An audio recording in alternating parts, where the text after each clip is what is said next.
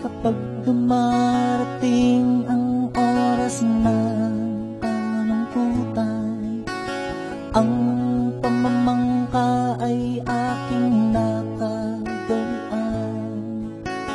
May isang lugar akong pinagigiliwan, isang munting sapa ang pinupuntahan. Kulay luntian ang kapaligiran, bughaw naman ang makikita sa kalangitan. Linaw ng tubig sa lamin ng kapalaran, sadyang pumapawi ng kapihatian. Simoy ng hangin, sariwa mong matitikman, huni ng ibon, maririnig ng lubusan.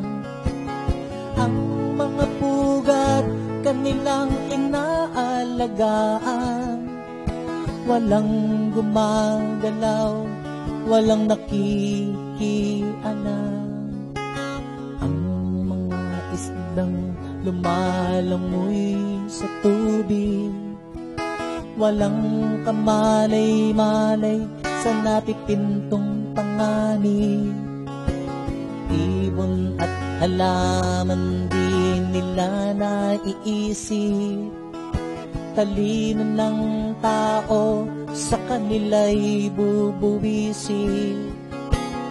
Ang pakiusap ko, sana ay inyong dinggin, magagandang tanawin, huwag na ninyong babaguhin.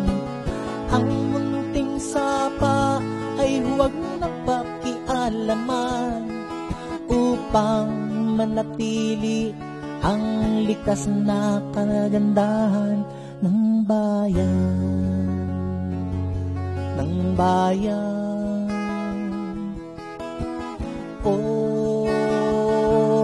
Pilipinas.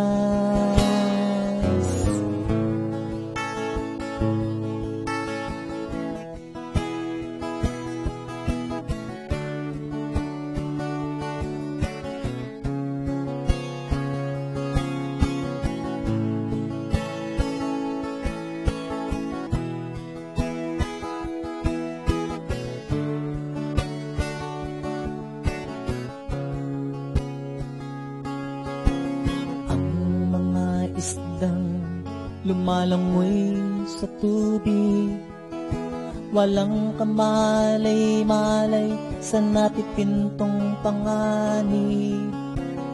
Ibon at halaman di nila naiisip, talino ng tao sa kanila'y bubuwisit.